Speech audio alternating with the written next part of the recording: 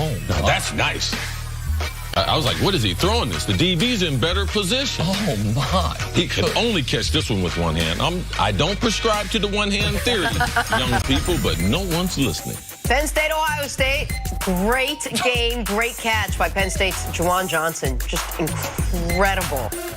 That's the best catch I've ever seen in long sleeves. In those long, they're almost loose-fitting sleeves. That's the best one of those I've seen, see? What? What? I don't know. But that's a great catch. You know what? That's the best catch I've seen with a guy that's got an arm. This dude with a sleeve. With long sleeves. That was a great catch. Like that. Now, he dropped like 3 or 4 other ones. Boise State's John Hightower makes it one-handed catch. Only needed one shoe to do it. Oh, that's what flew off the screen was his shoe. I thought it was the ball bouncing at first glance. Because you see it right there. Oh, that's great. That's great. That catch, that one's better than those first two. Holding the defender with one arm, catching it with the other. All right, on to the NFL. Tyrell Williams of the Chargers extends over the defense to make the catch. Puts himself in a precarious position. Hell of a play, man. Phillip Rivers throws it at the back of his head. Remember we were talking about that last week? When the DB and the receiver are running together, man, don't throw it over his head. Throw it right at the back of his head. All right, finally, Jarvis Landry with the nice toe tap to get the touchdown. What I liked about this was they had a great play fake, but he comes off the ball and acts as if he's not going to do anything. He longs the DB to sleep, then he rakes a little stick nod and sticks it in the back. The toe tap, professional. I feel like he got 3 feet down. At least. That's a great play by Jarvis. Jarvis had some drop. Now, this is a hard fall when you fall in that dirt now. Oh, yeah? Yeah, I hate playing on those fields. All right, moving on to Sunday Night Football. It was billed as a grudge match, the rivalry of all rivalries, Steelers and Ravens. And what we got wasn't exactly that. Joe Flacco led the way for Baltimore, throwing for 363 yards and 2 touchdowns. Little competition will do that to you. Big Ben struggled, throwing a pick and a touchdown. Turns out the Steelers do, in fact, miss Le'Veon Bell. Ravens win 26-14. Roethlisberger didn't sugarcoat his performance after the game. I don't think I'm on the same page as anybody right now because I'm not playing well enough. I need to play better. Today was just a bad day at the office. We've all had them. I had one today, and I promise I'll be back to play better. All right, Nick, how can you pinpoint what went wrong for Roethlisberger in the Steelers offense? Well, they got lucky. This game was about to be a blowout. They forced that fumble on the goal line. The offense then all of a sudden gets in sync, and they're 14-14 at the half. And at that point, I thought, okay, you dodged a bullet. You've slowed the Ravens. Your offense is clicking. And then in the second half, the Steelers' offense went to sleep. 47 yards in the second half of a huge game. No running attack whatsoever. And really, they haven't had much of a rushing attack since that week 1 performance where they ended up tying Cleveland. And Big Ben wasn't sharp. It is, we talked last week how if the Patriots were to lose, it would be panic time in New England. Oh, it's panic time in Pittsburgh. This team, they cannot defend the deep ball. The Ravens, they were lucky the Ravens only scored 26 because they were 1 of 5 in the red zone. They were holding them to field goals late, and Tucker's just automatic. He's unbelievable. But the Steelers right now, what do they do great?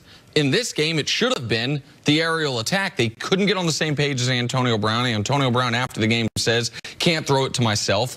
So that ain't great. L. Bell's not there. The defense is having troubles, and they don't lose these games. Big Ben's 21-3 at home in primetime games in his career. Big games at Heinz Field, they don't lose. Everything went wrong in the second half for Pittsburgh, and I don't have a lot of answers for them right now. Right now, they look to me to be the most disappointing team in football.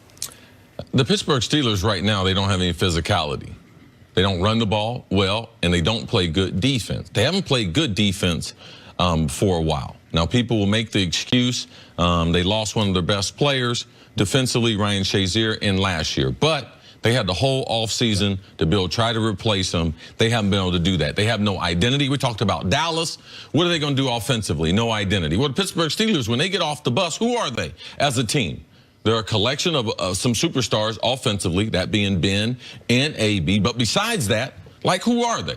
We didn't expect Connor to rush for 1,300 yards, even after that first game. But it's a classic example of oh, the next guy up. Yep. Well, the next guy's not better than the guy who's not here.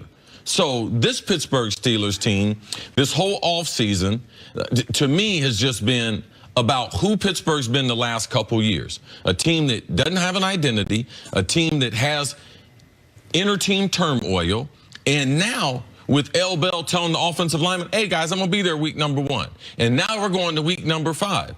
So I believe it's a bigger deal him not being there now, because he actually told his players that he would be there. If I'm the Pittsburgh Steelers, I would try to trade him. I would try to move off of him as soon as possible to try to give this team, after a month of football, a lift. They are indeed trying to trade him, but it's a tough situation for teams since they can't sign him this season, so it would be a very short rental. But how much of what happened yesterday would you put on Le'Veon Bell not being there? How much of the last couple games would you put on Le'Veon Bell not being there? I think they had opportunities yesterday after halftime to win the game. I think they should have been able to win the game even without Le'Veon Bell.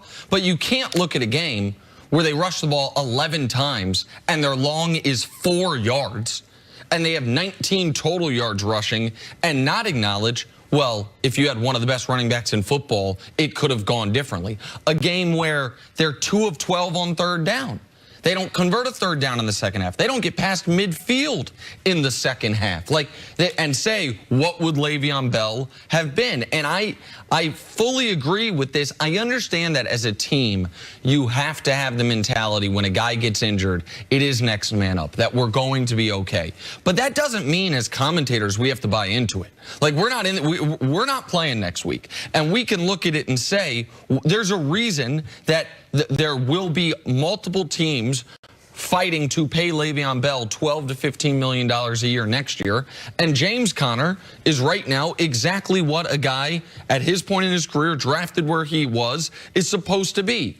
A below league average running back. Like that's what they went from. One of the 3 best in the league to a guy who's slightly below league average. You don't magically make up that yardage. You don't magically make up that offense. Is it possible that the Steelers will look at what happened yesterday and say, hey guys, did we get this wrong? Maybe this is the guy that maybe we should rethink our strategy here with Le'Veon Bell. No, they're not going to give him a long-term contract.